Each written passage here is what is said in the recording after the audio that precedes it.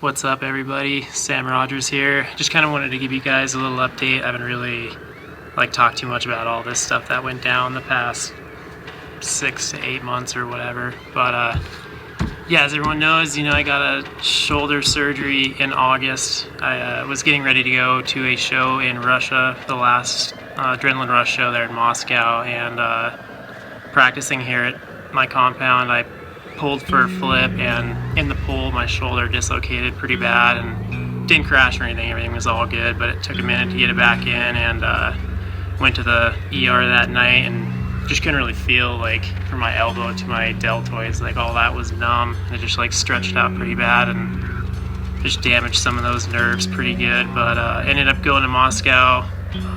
Didn't do a whole lot, but did the damn thing, rode, came back, and got surgery almost immediately a few days after I got home.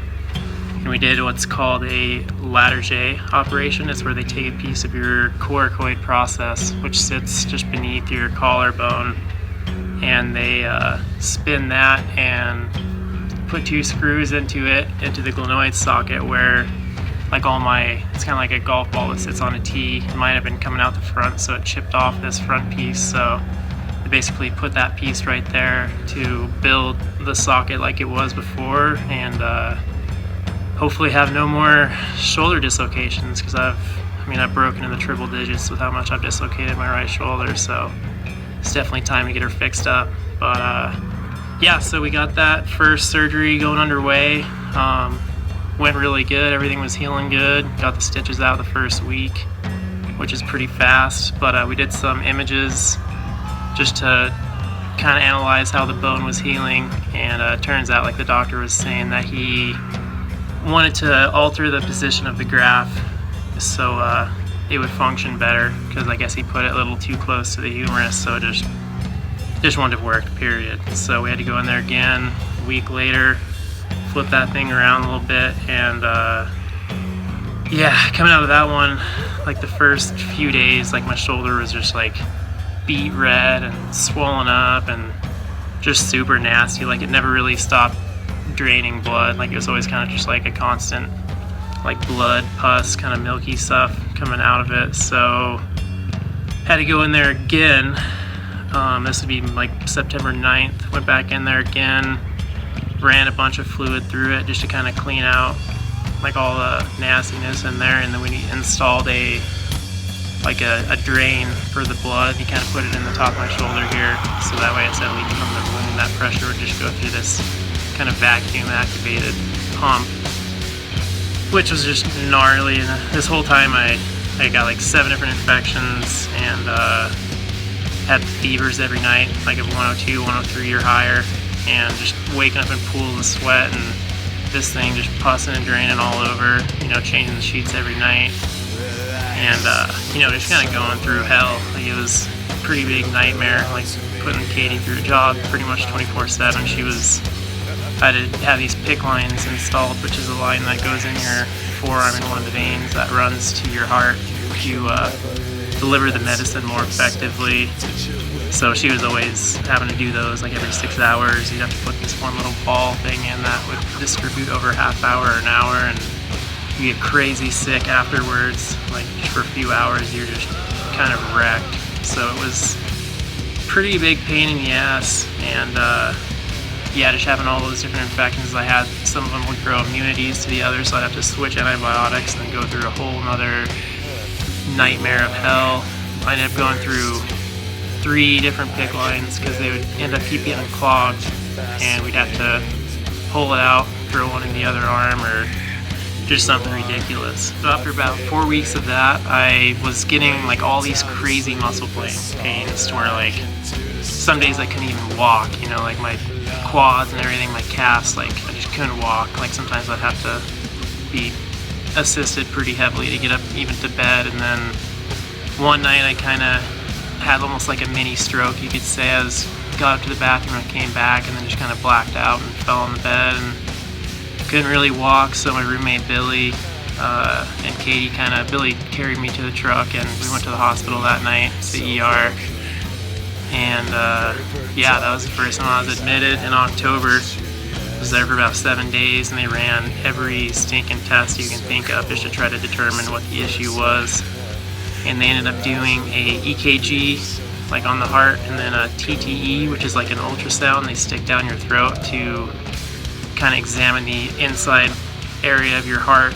And then they determined that it was swelling up. One of the valves was stuck open, so it was there's a leaky valve in the heart. When it swells up, it just loses the function, and you lose heart function basically. And mine was dropping at a pretty extreme rate, so they made the decision to life flight me down to Salt Lake City.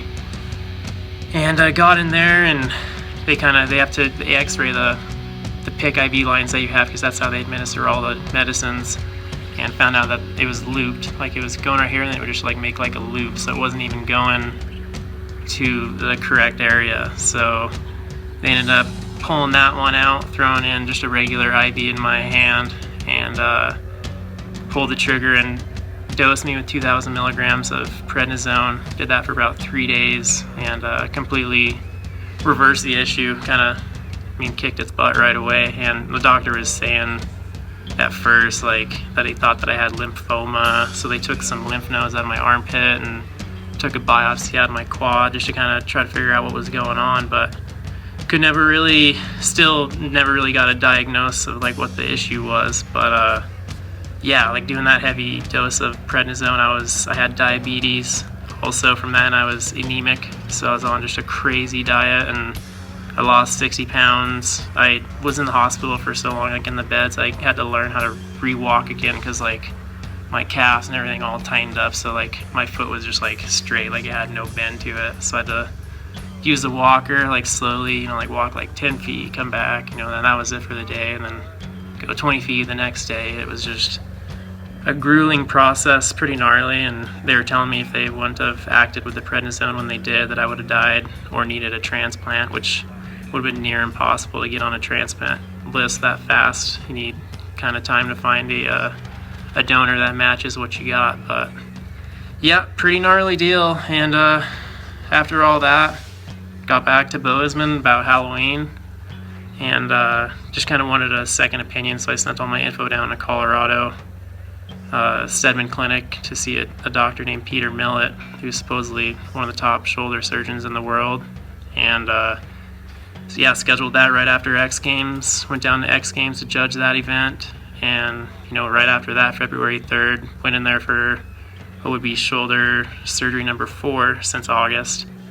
And we just cleaned up a bunch of scar tissue and grinded down some bone just so things would move a little more freer. And we went down there with the idea I had to redo the whole surgery, so I was pretty stoked with that option. And since then, everything has been going really good. Like shoulder motion's coming back, and I've already exceeded what they foresaw me getting, and strength is coming back good, and just overall everything's coming together. Like the heart is back up to 69%, and it was all the way down to 13%. So yeah, pretty stoked. And then just a few days ago, I got a little minor knee surgery, minor in the whole theme of things, but cleaned out a cyst that was in there that was reacting badly to an anchor screw from a previous ACL surgery, and pulled out the screw that went in my tib. That basically useless now since the ACL is combined with the bone. But yeah, hopefully looking 3-4 more weeks, just kind of keep charging. Haven't missed a day at the gym, haven't missed a day at PT, and just really eating super healthy and trying to charge it and get back on the old buggy. So definitely not going to quit. I've heard a lot of talk, a lot of people thinking that I'm not going to continue to ride, but yeah, that's not a plan. I got a lot of goals, a lot of things I need to accomplish, and yeah, ready to shred. Haven't rode with healthy shoulder since I was probably 20, 21 years old, so ready to get her all buttoned up and give her hell.